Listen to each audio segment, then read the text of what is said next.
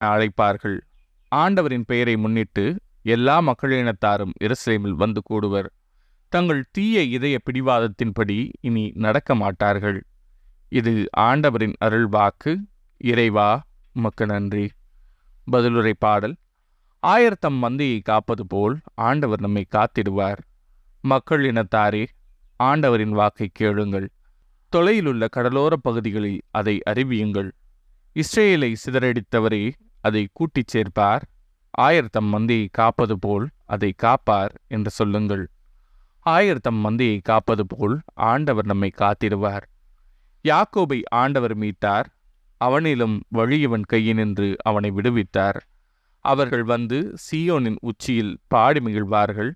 தானியம், திராட்சை ரசம், எண்ணெய், ஆட்டுக்குட்டிகள், கன்றுக்காலிகள் ஆகிய ஆண்டவரின் கொடைகளை முன்னிட்டு பூரிப்படைவார்கள்.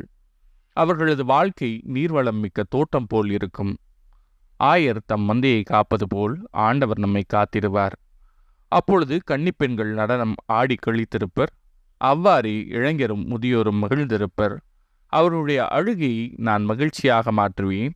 அவர்களுக்கு ஆறுதல் அளிப்பேன். துன்பத்திற்கு பதிலாக இன்பத்தை அருள்வேன்.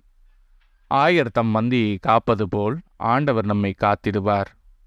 நற்செய்தி வாசகம். இறை வார்த்தையை கேட்டு புரிந்து கொள்பவர்கள் பயனளிப்பர். மத்தேயு எழுதிய தூய நற்செய்தியிலிருந்து வாசகம். அதிகாரம் 13, இறைவசனங்கள் 18 முதல் 23 முடிய.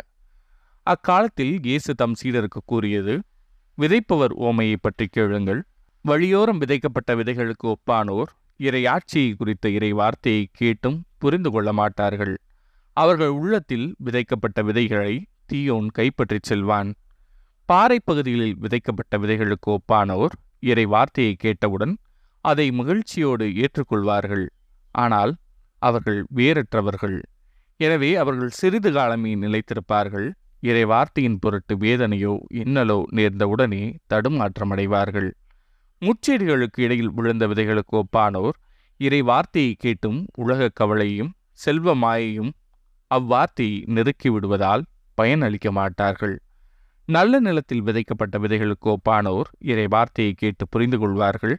இவர்களுள் சிலர் 100 மடங்காகவும், சிலர் 60 மடங்காகவும், சிலர் 30 மடங்காகவும் பயனளிப்பர். இது ஆண்டவரின் அருள்வாக்கு. கிறிஸ்துவே, உமக்கு புகழ்.